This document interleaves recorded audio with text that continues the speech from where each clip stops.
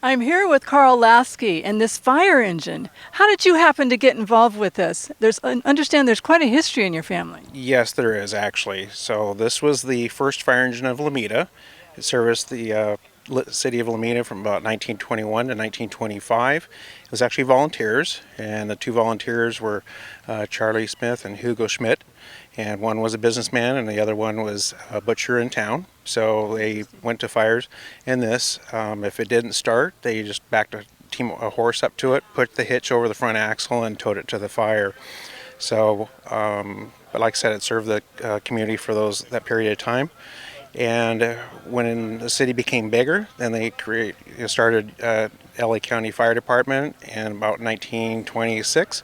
And my grandfather, Spike Frank Lasky, was the first fire captain in Lomita. So he actually, this car, the fire engine was actually, when it went out of service, it sat. It was in a state of disrepair. And then the neighboring city, Walteria, actually borrowed it. Said, hey, we need to borrow a fire engine. Can we borrow your Model T? So they borrowed it. And then, I don't know, it was about after a year, the firemen in Lomita go, hey, let's go get our Model T back. And actually, when they went to go get it back, the story has it, it was 4 flat tires, and it really never been used. So they pulled it back to Lomita. It sat for quite a long time. My grandfather actually offered the deputy fire warden $25 for the Model T. He goes, hey, Charlie, I'll give you $25 for the Model T. So he acquired it. It sat again for quite a bit of period of time. He actually wound up giving it to my father, Tom Elton Lasky, and he restored it for the first time when he got out of the Navy. It underwent a second restoration. It started around 1978 with a leaky radiator. He goes, what the heck, let's just tear it all down. So it was a frame-up restoration. Wow. For about 5 years. I didn't think the fire engine was ever going to go back together. By that time, my brother and I were both teenagers, and he had free child labor. And my brother and I did a lot of sandblasting and body work and wet sanding on it. So it was a team project. But my dad was just a perfectionist, you can tell. So he did a fantastic job. Well, he brought it back to life, and you have it here at the Concord today. Can you give us a up-close and personal look of it? Absolutely. If you notice, the Model Ts have the wooden spokes, and a lot of work goes into restoring those. I can recall scraping the old varnish off and sanding back and forth, and a lot of work goes into restoring those. Probably my least favorite thing on a Model T is to change a flat tire. They're not the easiest thing in my mind to do. When it's tuned up correctly, you can actually, let's pull the choke out in front, give it 3 half cranks, push the choke in, you turn the key over to battery, the coils fire, and sometimes you get a free crank. Well, here's the standard Model T Ford engine. It's 4-cylinder. It's very simple and easy to operate. And actually, this is the photograph taken of the Model T back in its volunteer days. And this is the actual 2 volunteers, Charlie Smith and Hugo Schmidt, sitting in the Model T. They actually housed the Model T between the community hall and the bank next door, and they both of them agreed, okay, we'll let you build a roof over between our 2 buildings, and that's where they stored the Model T in its day. Here's the picture of my brother and my dad and myself. Around this age, we were out in the garage one day, and my dad smelled smoke, actually a grass fire. It's very distinct. And he turned to both of us, and he goes, would you guys like to go to a fire? And of course, we were just very excited, put on our helmets and turnout coats, and we actually pulled up to the intersection. He goes, okay, blow the siren. And when we pulled in behind the fire engine, my dad was an LA City fireman. It was actually Engine 85s from Harbor City that was putting out the grass fire. They're already there.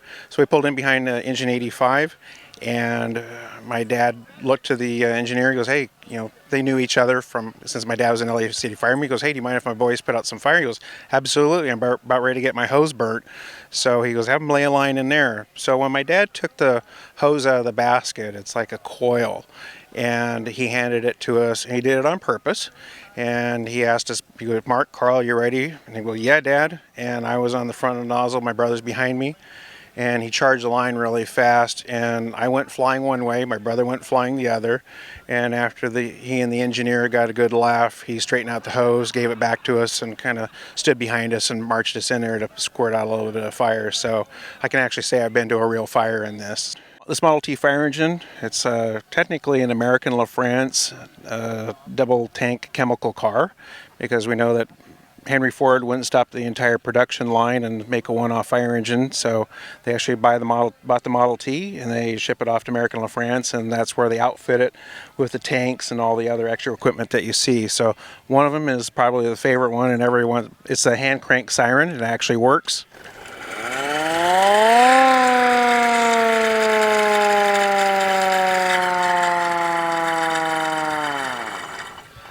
And the bell, which I think has an absolute beautiful sound. What we have here is the two 25-gallon tanks, and back in those days, we have to remember that the houses weren't as big. We didn't have high-rise buildings, so usually the 25 gallons or the 50 gallons total was enough to put out a fire. So the brass canister on the running board there hold the soda, and you put so much soda into the tank, and there was a cartridge that sit in there with acid. You put the lid on, and when you got to the fire, you pulled a pin down here. You use this handle right here to rotate the tank upside down, the soda and acid mix, and that's what pressurized it. So you'd use one tank first, close that one off, and then turn the other one over if you needed it.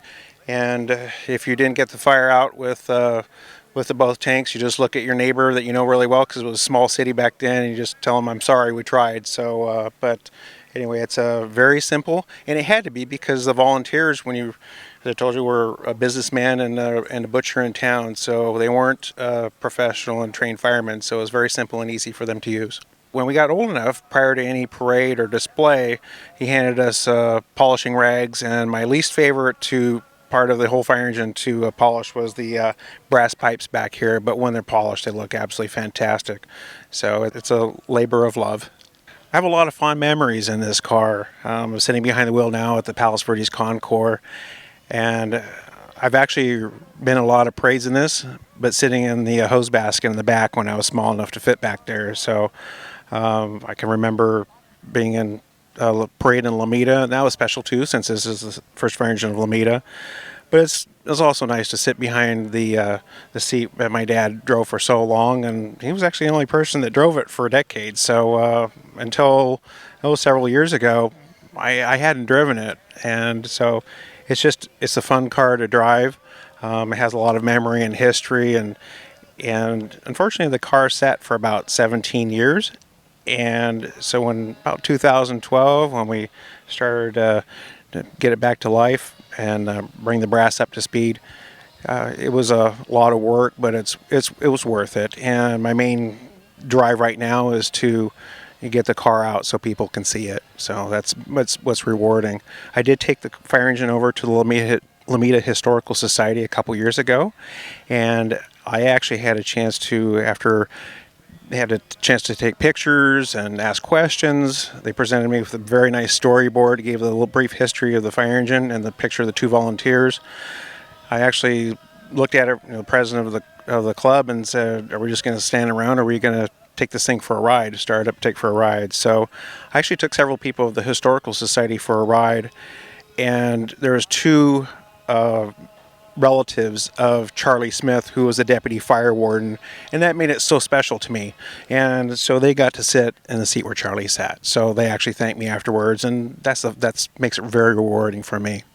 I look at this will always be Dad's fire engine, and I'm just the driver, chief mechanic, and chief polisher. That's the way I look at it.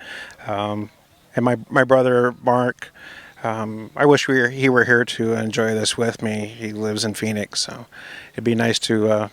And if Dad were here too, it would be special.